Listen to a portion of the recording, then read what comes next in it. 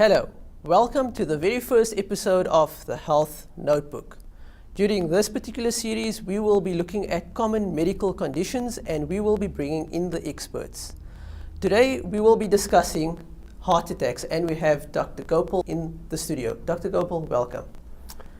Alaikum, shukran for having me on the program. It's a pleasure. Dr. Gopal, you are a cardiologist, correct? Okay. Yes. Can you just explain to us a little bit about yourself and your background and where you've come from as well? Originally from Cape Town, and I was in fact born in Port Elizabeth while my father was doing his internship there. I went on to train in my basic medical degree at the University of Stellenbosch, and I qualified with my basic degree there, after which time I went to Livingston Hospital in the Eastern Cape to do my internship. Thereafter I subspecialized in internal medicine, becoming a physician, and I did some time doing ICU care as well as respiratory ICU while I was waiting for my further specialization in cardiology to come through. I ended up specializing in cardiology between Tygerberg and Groote hospitals. Ended up predominantly going to Groote to work with Professor Akrekliki at the time, who was the leading electrophysiologist, which is my passion in cardiology. And then thereafter I had gone abroad to do separate fellowships in Leuven in Belgium, as well as in the United Kingdom with Professor Richard Chilling, where I then super specialized as a cardiac electrophysiologist. And I'm currently employed as such. I direct the Cape Town Atrial Fibrillation Centre, and we are based at the Panorama Mediclinic in the northern suburbs. Okay, so can you explain to the viewers what a cardio electrophysiologist is and how many of you are in South Africa? Yeah. My understanding is there's really just a handful between the various provinces. And cardiac electrophysiologist, or an electrophysiologist, is a cardiologist who specializes in managing rhythm disturbances of the heart. So in particular, patients who have either rhythm disturbances affecting their quality of life or in effect affecting their prognosis, we're able to either modify or cure them from that. And we also use devices such as pacemakers and various kinds of pacemakers and their programming in trying to prevent patients from having worsening heart failure or particularly slow heart rhythm disturbances, or alternatively to prevent them from dying suddenly from dangerous rhythm disturbances. So Okay. that's the other part of what we do, which is known as cardiac device rhythm management. Okay, so would you say that in simple terms, to sum it up, it's abnormal heartbeats? Yeah, I would say patients who have palpitations and present with the symptoms of palpitations, which may be lightheadedness or alternatively chest discomfort, or alternatively they may be passing out. So an abnormal heartbeat, yes. So to make it really simple, initially I trained in interventional cardiology, and then I was working as a plumber, and now I'm working as an electrician. Okay. Going back to our topic, Yes. we speak about heart attacks today, and what is the definition of a heart attack? Yeah. So a heart attack, or as you'll commonly see in many of the texts, also referred to as a myocardial infarction, is the process by which a blood clot completely occludes a blood vessel. So the blood flow to an area of muscle has been impaired or reduced, and as a consequence the heart muscle is either damaged or undergoes a certain amount of damage. Okay. How common is heart attacks in South Africa? Yeah, I mean, it's an extremely common problem. I'd say, of epidemic proportions, really. Just to give you an offhand figure, if we compare to first world countries such as the United States, there are approximately 1 million people a year who are having, presenting with acute heart attacks to the emergency rooms. And we have obviously a large proportion of our Afrikaner population with familial hypercholesterolemia, which is an additional risk factor. And I'm sure you'll probably ask a bit more with regards that. But we also see it in our Indian population because of the high incidence of diabetes, for example. But in essence, I don't think anyone is spared because it is also a disease which is associated with lifestyle. Okay, so just to sum up, what are the risk factors for a heart attack? Yeah, so commonly the ones we are aware of are patients who have a background of hypertension, who are diabetic, which essentially is a disease involving all the vessels of the body, whether it's the eyes or the kidneys or the heart vessels. Patients who have elevated cholesterol, in particular patients who smoke. And then there are additional risk factors such as psychosocial stresses, alcohol abuse, as well as some forms of drug-related use of heart attacks. For example, patients developing coronary spasm due to cocaine use. Okay. But the initial ones, which are really the hypertension, diabetes, the smoking, the high cholesterol, and of course, a sedentary lifestyle, having an inactive lifestyle or a lack of exercise, coupled with the stressful lives that we lead, are often associated with heart attacks. So, as we can see, there are a number of risk factors or Yes. diseases that predispose an individual for a heart attack. Can you maybe just explain to us, how would one feel or how would one know about a heart attack, or how do they actually feel? What are the symptoms? Yeah, I think that's a critical question, and patients should be made aware of the symptoms because we know that there is a direct proportion or relationship between how quickly we present to an emergency room and the outcome of a heart attack. So in patients who are having chest discomfort, the sooner we can get help or treatment, the better the outcome. We know there are a large percentage of proportion of patients who unfortunately die suddenly from a heart attack. That's one of the manifestations. And the other manifestations, aside for sudden death, are patients who present with acute coronary syndromes, which are then almost in essence divided up on the basis of an ECG finding, which is a rhythm tracing of the heart, into those which can be where the vessel can be opened up immediately, and often those where one can spend a little bit more time with blood thinners. The symptoms, which is what you're asking about, is commonly referred to, one of the symptoms we may experience is commonly referred to as angina. And angina is a term which is used to describe a discomfort in the middle of the chest, which is associated with often nausea or sweating, and which may radiate to the neck, to the jaw, and in particular may radiate to either one of the arms. And I think it's important because often people ignore the fact that it can be a pain which is radiating either to your back or pain which is radiating to the right arm. So they just assume, no, it's not my heart because it doesn't involve my left arm. But everyone's pain doesn't read the textbooks, and so the association with exertion or those other associated features, in particular sweating, nausea, vomiting, a discomfort over the chest, should be regarded as a heart attack until proven otherwise.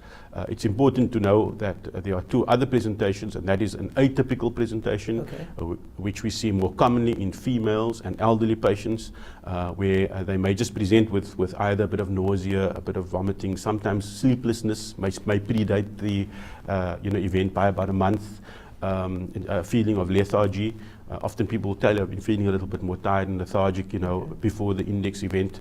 And then patients can also then present with symptoms of shortness of breath because the pump's already been damaged, because they present either in heart failure, or the heart may be irritated by the heart attack, so they may have palpitation. So there are quite a large number of symptoms which need to be taken into consideration. The paramount one being discomfort, over the chest, and in particular one which appears to be getting worse with exertion, which is a form of unstable angina really, before you get a prolonged chest discomfort which is not going away, and which then is probably the heart attack actually happening. Okay, so one of the important questions now, if you suspect a family member or colleague having a heart attack, what should they do? Yeah, I think there's very little doubt that in the setting of symptoms which are suggestive of a heart attack, we need to get to a place where an ECG can be immediately done. This is a non-invasive test. It is a cheap and reproducible test, and is very helpful in the setting of chest discomfort. It is very unusual for someone to have a normal ECG in the setting of an active heart attack. So we always say that in the setting of chest pain, a normal ECG militates against ischemia. And ischemia is the term that we use for impaired blood flow to the heart muscle, where angina is the symptom or the presentation of that ischemia. But in the end, getting to a place where an ECG can be done immediately, and often people would recommend for patients to take aspirin as soon as possible, either a chewable, whole one that they can ingest immediately, which is a 300 milligram tablet in our setting, alternatively the dispersible one, whichever you have available. Okay. Yeah.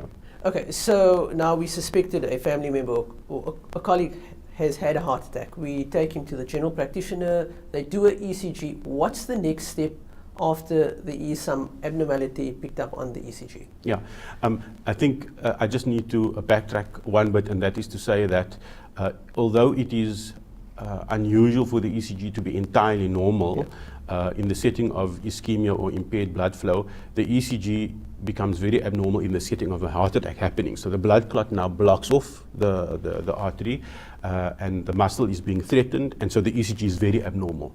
But by the same token, patients may have angina and may come and present with a normal ECG, but then we have a high index of suspicion because of the nature of the patient's chest discomfort and because of all the risk factors. So I just want to make that very clear, that in the setting of unstable angina, the ECG may still be normal, but in the setting of a heart attack itself, it's then that the ECG will show itself. So immediately, if the ECG is obviously abnormal, there are various criteria that we use to make the diagnosis. The one is the type of chest discomfort, typical chest pain, in a patient with multiple risk factors, for example, and an abnormal ECG. And then an additional criteria often is blood tests are sent away. And these blood tests are commonly referred to as troponins, and they are extremely sensitive biomarkers for muscle damage in the bloodstream. And we then combine the result of the blood test, the finding on the ECG, and the patient's symptoms to make the diagnosis in the end of a heart attack. But that said, it's a clinical diagnosis, and your index of suspicion, regardless of what the troponin value is, regardless of the ECG, the patient may give you a very classical history, and you may think, no, this patient's having angina, and in that setting, you will still refer the patient on. Okay, so we've confirmed the patient has a heart attack. Correct. What treatment options are available? Okay, so I think it's an excellent question. The treatment options will vary depending on the findings on the ECG. I mentioned that the different syndromes a patient may present with as a consequence of ischemia or as a consequence of reduced blood flow to the heart muscle because of narrowings may either be that patients may present with sudden cardiac death. Those patients die suddenly, and we hear about that all the time. Person had a chest discomfort, and shortly afterward, within 24 hours, they passed away, sometimes not even having made it to the hospital. Once patients do present to a medical facility where an ECG is done, the categorization continues either to then be divided up into patients who have unstable angina pectoris, where we would also say the patient's got a non-ST elevation infarction, okay? And this is an ECG term that we use. The ECG shows that the heart attack is either going to be happening or alternatively is actively happening at the time, and that is referred to as ST elevation. So various patterns of the tracing of the ECG influence our management. Okay. In the setting of patients who come in with ST elevation infarction, the heart muscle is being threatened immediately then and there. The treatment of choice is angioplasty. The patient has an emergency angiogram performed, so the operator can see, okay, fine, there is a narrowing, and we can open it up. And for patients who are away from that facility, we give very potent blood thinners, which are called thrombolytic agents. So there's the normal the medical management. Then you mentioned the angioplasty. Can you just explain a little bit, or in simple terms, what an angioplasty is? Yeah.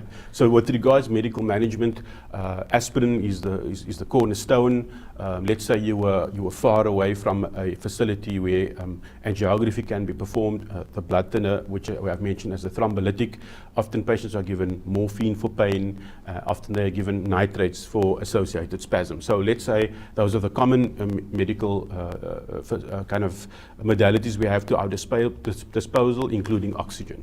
Then we mentioned angioplasty, which is really the process of where the occluded vessel or the blocked vessel is then opened up, either by way of a balloon, which is inserted inside of the clot, and the clot is then crushed to allow the blood to flow past it, or alternatively by way of a little metal spring which is placed inside of the artery, which is called a stent. Okay. So either patients have angioplasty with or without stenting to try and open up the blockage. In many cases, via a process of thrombectomy, one can actually aspirate the clot, and it's actually sucked out of the vessel as well. Okay. So let's say it's a combination of trying to crush the clot and allow blood flow to open to create a channel by way of either using a balloon or a stent, or alternatively to physically remove the clot out of the vessel, which is then via a process of aspiration or suckage. Okay. And then, as you mentioned, there is an option of blood thinners as well.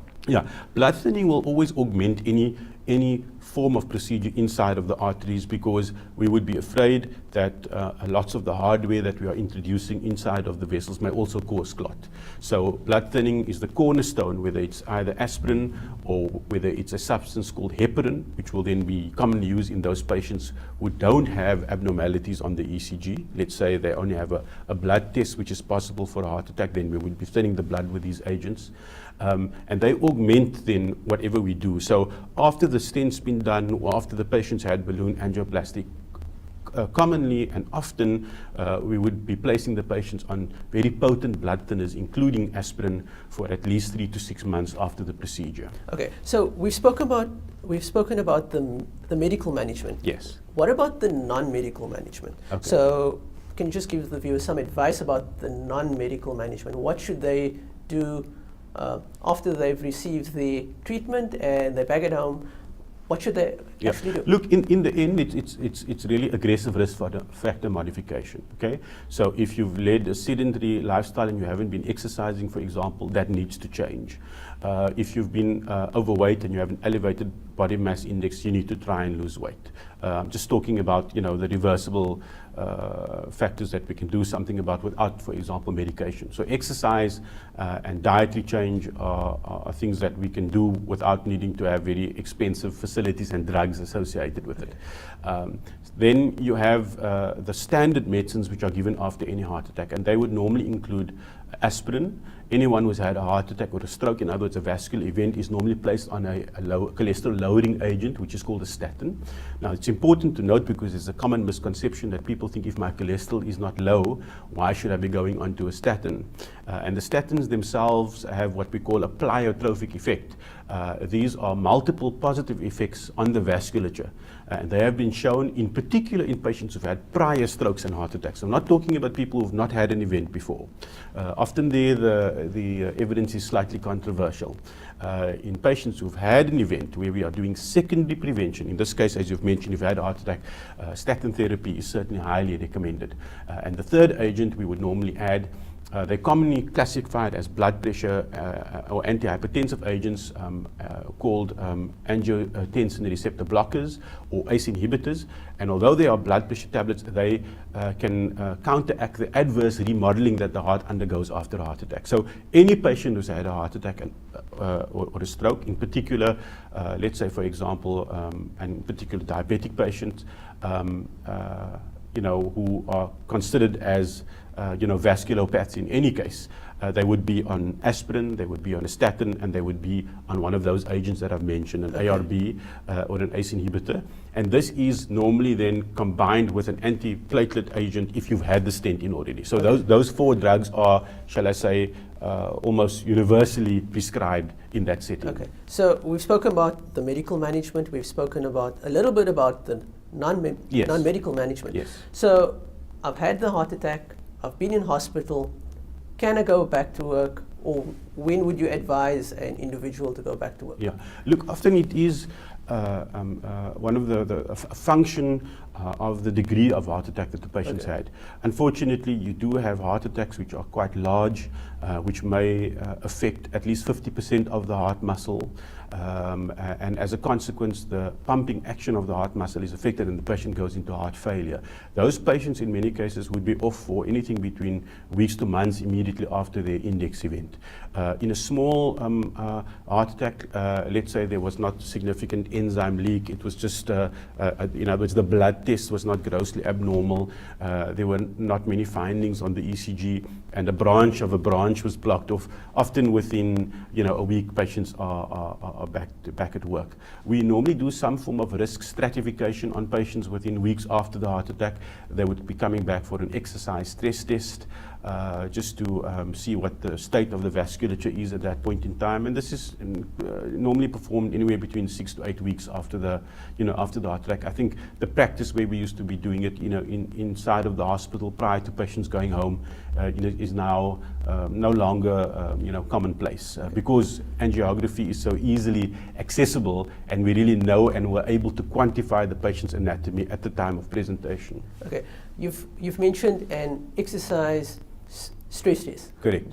What does that mean, or what do you actually do? Yeah, so an exercise stress test, or an effort test, as it's commonly also referred to, really is a test where the patient is put through a standardized protocol of exercise and has to try and achieve a minimum target heart rate while we are observing the ECG during that period. And changes in the ECG often alert us to the fact that there may be problems. So let's say, for example, the test consists of a number of stages, stages 1, 2, and 3, and the patient has an inability to complete stage 1. Alternatively, we see gross abnormalities within the first 3 minutes while the patient's exercising. That would, for example, constitute a poor prognostic feature.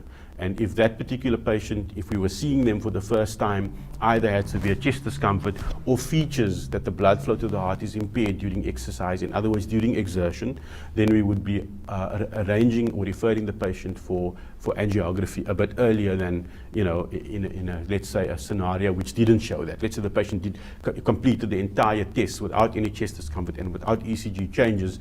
It makes it unlikely, not impossible, it makes it unlikely that the patient's got, let's say, significant narrowings that need to be acted upon immediately. But there's always the exception to the rule, and you've heard of patients who've had normal exercise tests where very shortly afterward they've had a significant and large index event.